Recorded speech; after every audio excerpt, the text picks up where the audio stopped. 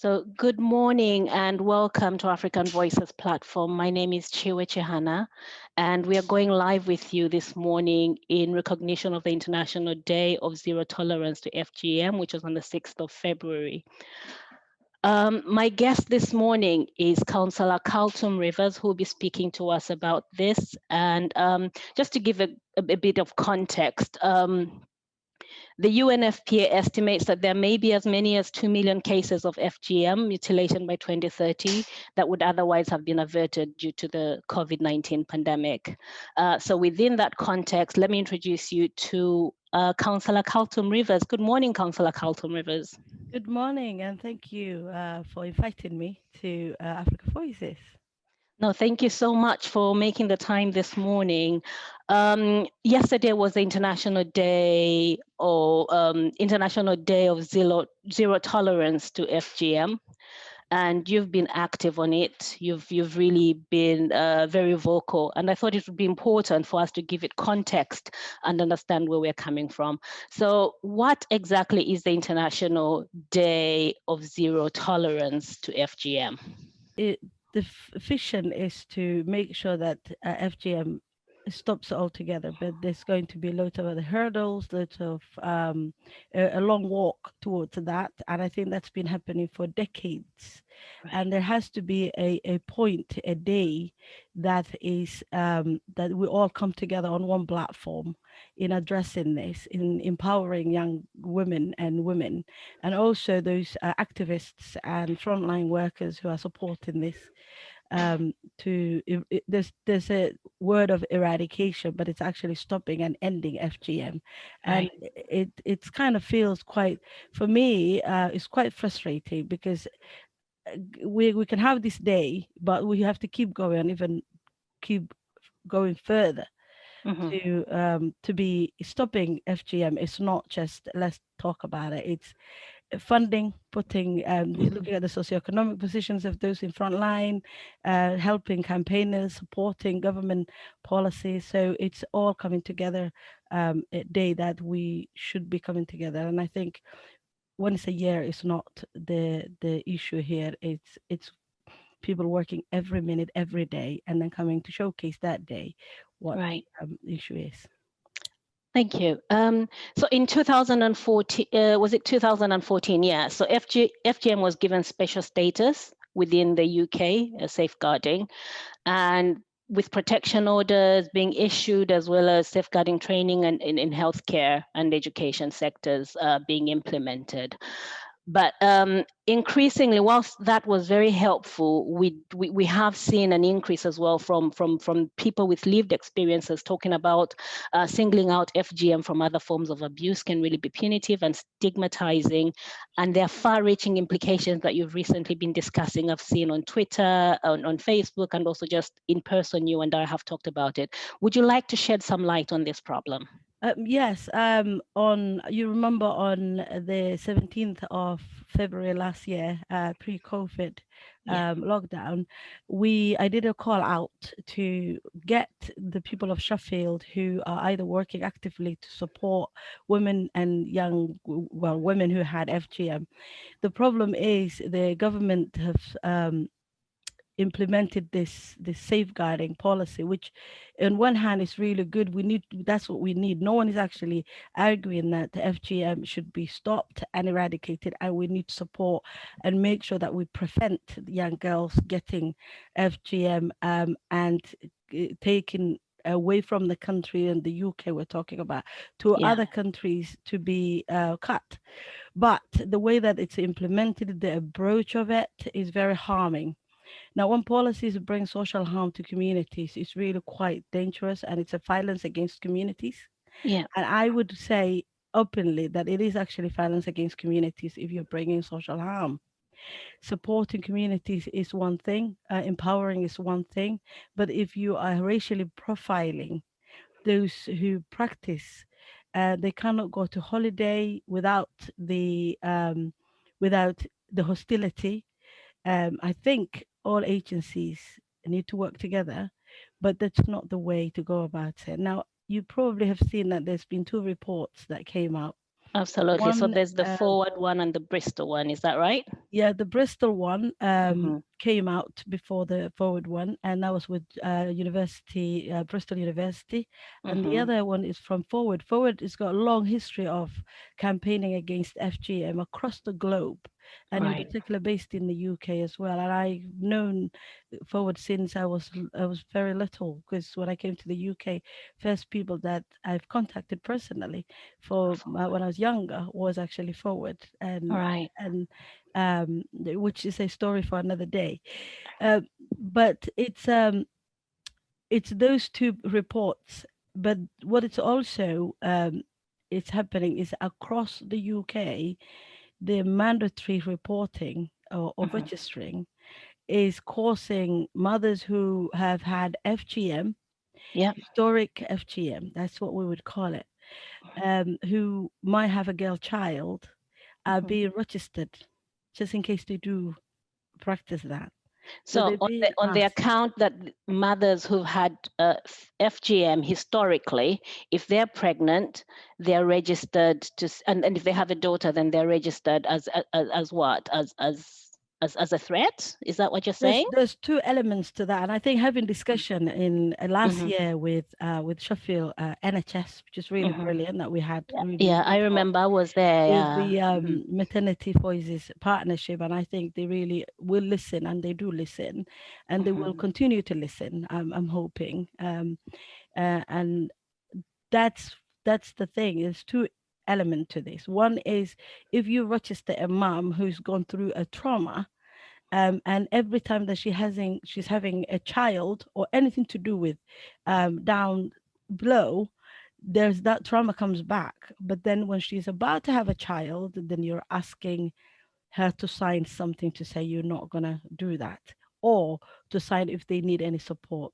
Now the two elements is they could support her, and I think that's one of the good part of it. The other part, if that's So part they of it could as well. support her. I would really like to know, because I think it's important we communicate effectively what Yeah. we want people to do. How do they support her instead? You could be well.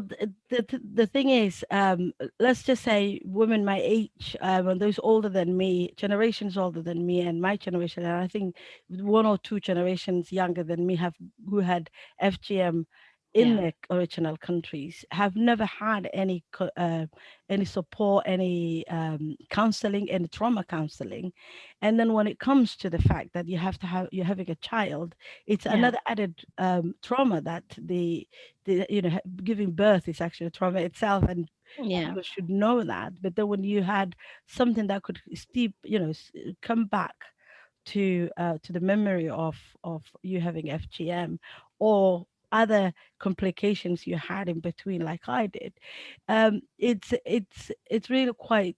You need the support of saying, how do we help you? You had FGM. Do you have any? Do you want any counseling? Do you need any support now that you had a child?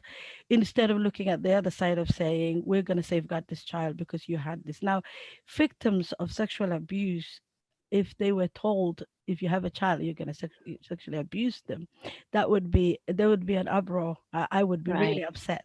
Similarly, if somebody's gone through that and they seeing you reporting them and writing their names and asking them to register that they had FGM, it's really quite horrendous. It's very volatile, and it's an attack to some of these mums. um, for example, I had a talk with a grandma, with a mom Yeah, who just became a grandma, all excited, and she said the woman came in, gave us a sheet, asked us to sign, and then in that we had to sign that, and she said, I have FGM, I had FGM, and my daughter had FGM, but we would never think of doing this. So it's yeah. just So, assumption. It's so, so very it's the attack. assumption because you've had it. So you are already a victim. You're a person who's been abused, and then the system asks you to to to talk through it and to relieve that memory by criminalizing you in a way. Is that what you're Absolutely, saying? absolutely. The other thing is, um, when it comes to this mandatory multi-agency reporting, and it's a Mm-hmm. policy that's been developed through the hostile environment during Mm-hmm. Theresa May, and the communities have not been really spoken to. Campaigners have been involved, but then Yeah. some campaigners have been involved and others have not been. And so Mm-hmm. it's not really a very holistic way of saying how do we reduce harm, because every policy does and can bring harm if you're not putting management or change management there to say, if we change this, how do we manage this? And it's kind of coming from top down. Um, it's very top down, and if it's coming from a governmental legislation or policy that's top down, that's actually Mm-hmm. another dictation of your life, Yeah. instead of working with the communities of frontline workers. We've got one or two organizations in Sheffield who are doing brilliantly, and those organizations are constantly supporting parents who are being taken to the magistrates or are not able to fly back to their countries because the school have reported a child going to the toilet a few times. All um, right. and or maybe she has been, been circumcised. Let's go. So I think the information is really quite wrong, the way the schools need to um, know when a child is gone through or is going through it, Mm-hmm. if they Yeah. go. The whole thing has to change to listening and empowering the communities. Thanks, counselor. Counselor yourself, you're a counselor, so you have some representation at local government level. How easy is it to put these messages across and to influence the council at all into getting the community engaged, actually people with lived experiences, so this is understood from that perspective and not necessarily from the from the top to the bottom, so not at national government but here locally? How is that looking? One of the things that I definitely, and I will say, is Hmm. having conversation with Sheffield City Council is not, it's not difficult for me at the moment. But Yeah. I remember years ago, the only time FGM is spoken about, and now even when FGM is Hmm. spoken about, is when there is International Women's Day. It's a tick box for many councils across the UK, and it Right. shouldn't be like that. It shouldn't be the day that they talk about FGM. Now we've got COVID. Definitely, no one talk will be speaking about FGM, I suppose, or any other Right. thing to do with Women's International Women's Day.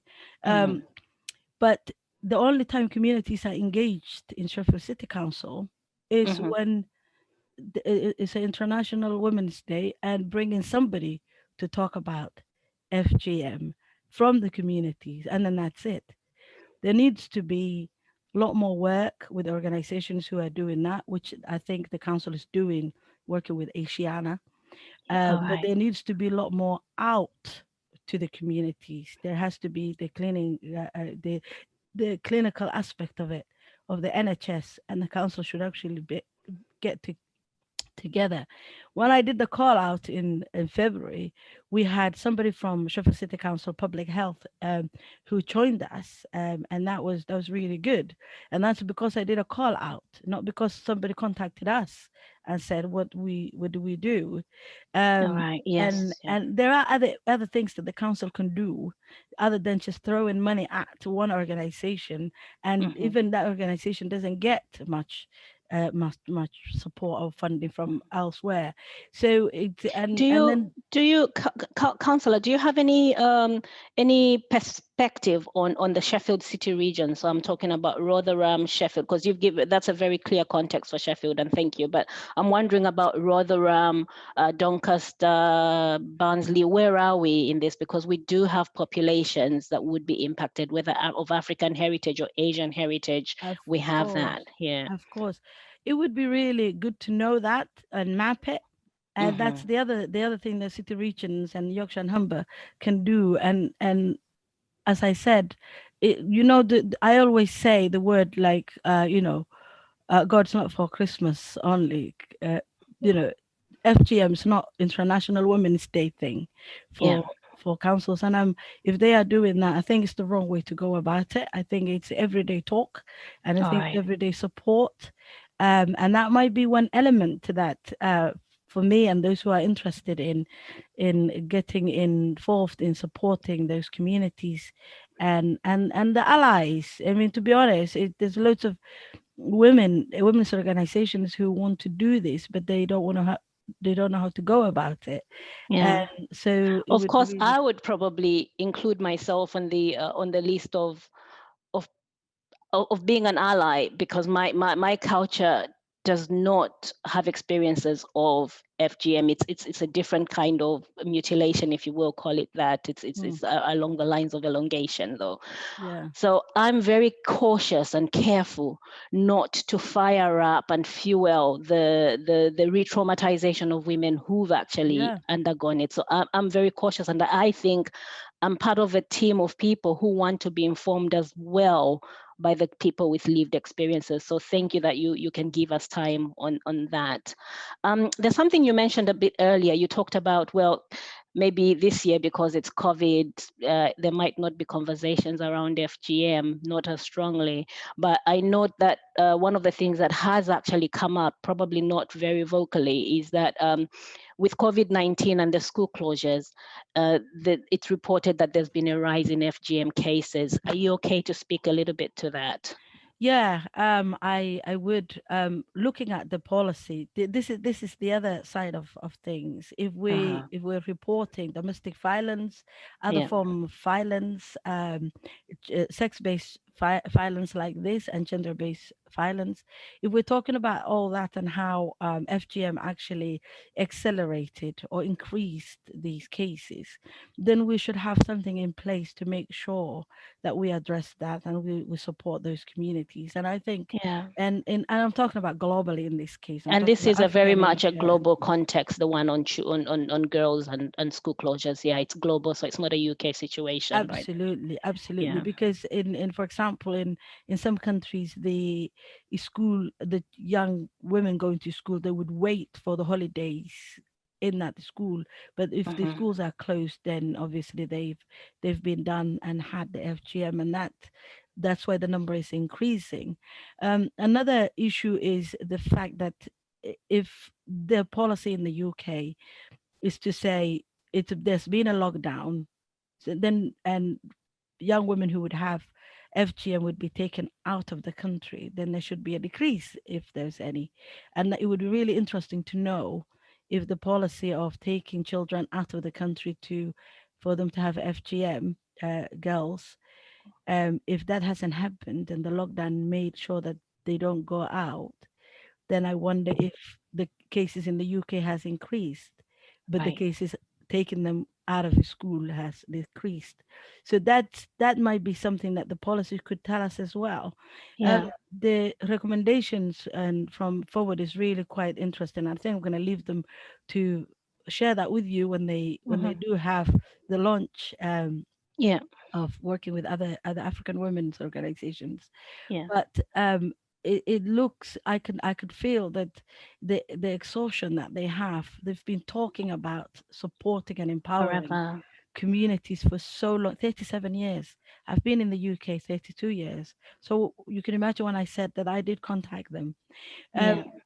and in that sense, you just think an organization that well known, and that's kind of been one of the most prominent organizations is still saying the policies you're developing is not really Hmm. empowering communities and Yeah. supporting them.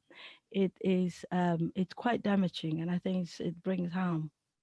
So just I can probably then I can quote some of those recommendations.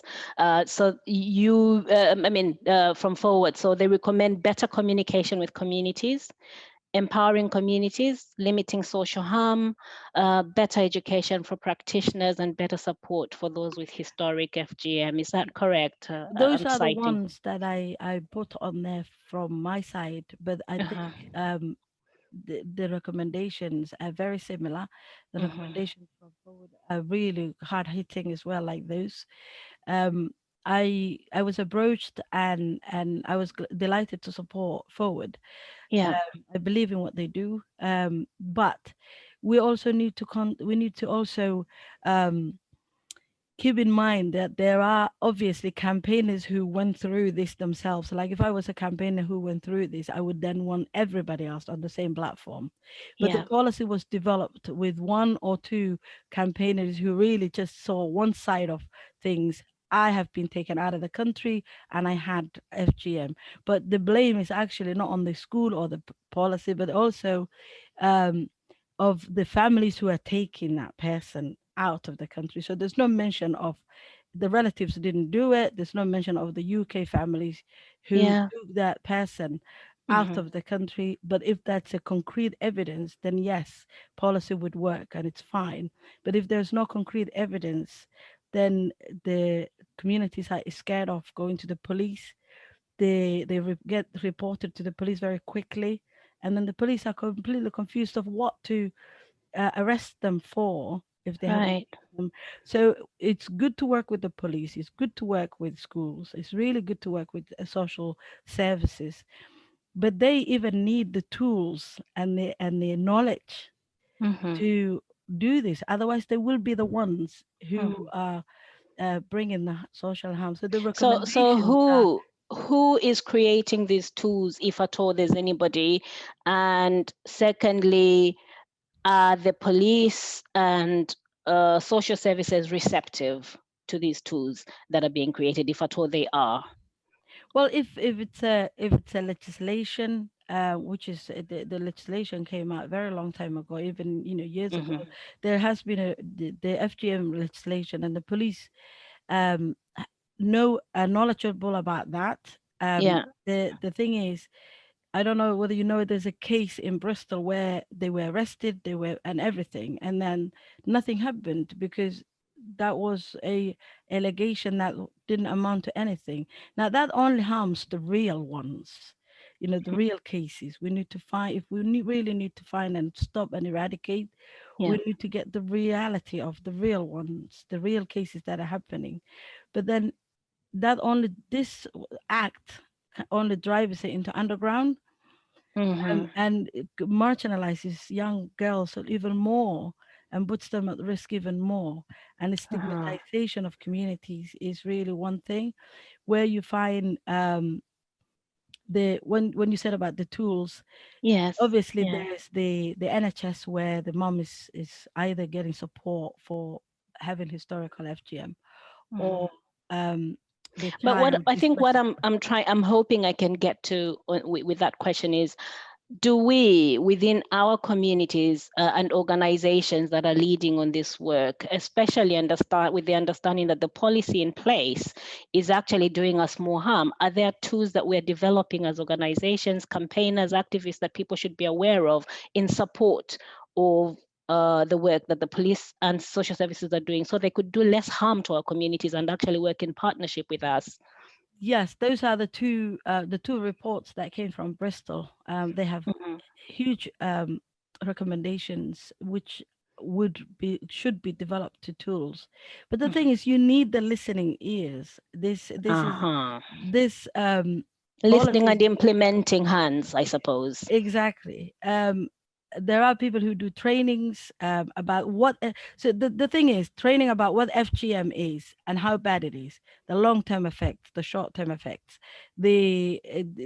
how it damages the person's confidence, and that's all there. We know that. So that's one training that you can do, educating people about FGM. But Mhm. what I think organizations with this recommendation, if the government is listening, Yeah. it should it should do is how to minimize the social harm that this is going to bring. So basically give a better um, training to police, not just Hmm. what FGM is, but Yeah. also how engagement and trust could be lost if people are being accused of when they're not doing FGM.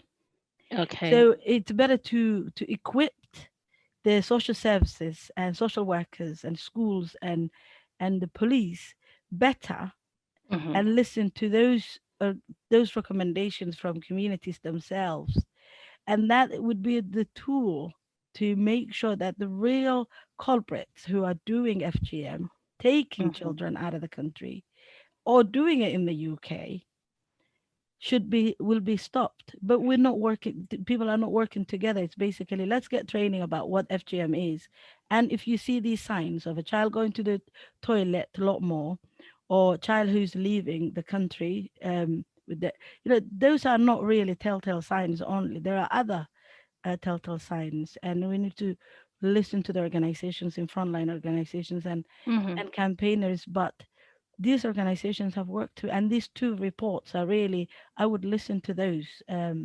recommendations. Thanks, Counselor. There are two things that are sort of nagging at my heartstrings that I'm tugging at my heartstrings. I'm trying to think which question to ask you first. Maybe let me start Oh, with the organizations, because you talked earlier about the reporting process and how organizations have to make certain reports. Is that to meet funding obligations? Is that to you seemed to think it's good that they need to, but there's a problematic thing there that I wanted to get clarity on. I wouldn't, I'm not gonna say the funding bit. It's actually because you're talking about the policy. The Hmm. policy itself is aimed at supporting young girls being taken away from this country, or even practice it here and have FGM. And that's the policy. But what it entails is that Hmm. for each, and we're talking about statutory organizations here, for Okay. each Yeah. statutory organization, it has a mandatory reporting. So schools have that, and Okay. I Uh-huh. wouldn't say they're getting more funding. I would say So they it's on two safeguarding. fronts, It some on comes under the funding. safeguarding. Yeah, yeah. Um, Okay. yeah. Yeah. Oh no, no, no. That's good. I think I really needed that clarity as well. So you're talking about institutions such as schools, medical practitioners that have to hand these reports in. I get you now. Okay. Um, The other question I wanted to ask you is, the conversation on FGM has been around for a long time. Just as you said, you're talking about 32 years, 38 years of being in this conversation yourself. Um, and we are feminists. We identify as feminists. Well, I probably identify more as a Black feminist. But what's your perception of feminism's approach, especially Western feminism's approach to the issue of FGM? Thank you for asking me that question. I know a few people who would watch this will know I'll say this. Mhm. Um, when I was doing sociology in A level, I said to my teacher, I'm going to do a thesis. I'm going to write something big. Um, and it wasn't just my A level; it was higher national diploma, which was um, looking at attitudes towards FGM, and it was men who I interviewed in the community in London. But And then in the years community, we're talking about with communities that African African. community, at Okay. that time Somali and Ethiopian community. Okay. But years later, a year later, I did my social anthropology, and my thesis completely changed from sociology to having this huge question of what's FGM got to do with white um, feminists. And my question was not just white, but also was Western feminist. But it was, I was asking, empowering us doesn't mean we are helpless, and that still stands with me, because it's, there are people who talk about FGM, but I've heard last night, I listened to Don French saying we Yeah. need to support women who are gone through this, and I would say thank you for her and others who are talking to Hiba Wardere. But there are those slopes where people actually come on the platform and say we're going to be talking about FGM. And yes, you can talk about FGM. That's fine. It's a tradition that goes on and harms women and girls. So everyone can talk about it, but the empowerment is what we need, and the allyship is what we need, rather Hmm. than taking on the platform of those of us who have gone through it, or those who are at risk of going Uh-huh. through it. Hmm. And it's not something to say that Western feminists are not. Um, understanding. I think things have changed. I think that loads of things have changed since I wrote that, but some Mhm. things are still there. You're still nagging, where you feel that you are only asked questions about FGM after somebody wrote a paper about it, and which you think, well, really, should you not have spoken to those women who went through this? So Uh-huh. there's always that through academia, policy development, politics, and also activism and campaigning. There's always the people who slip into that thing that we're still African women and Asian women are still we've never been um, abreast. Just for the record, Okay. it's a practice that in different countries had this, and even in the UK, and I don't know whether you know this, in Mhm. the UK in 1887, a doctor called Baker Brown was struck from the medical council because he was practicing something called clitoridectomy. Now Right. that's FGM. Absolutely. Yes. And that Yeah. was actually to oppress women. Now, if the white feminists and feminists in the West don't know that, and actually not starting from how that stopped, because it was to control women who were promiscuous, women who were prostitutes, women who were, so it was control of women then, but you need to start from your historical perspectives and see how things changed to support other communities and other countries. But if you just jump on the African wagon or the Asian wagon and say we're going to support you, it doesn't work that way. Conversations need to be had with us.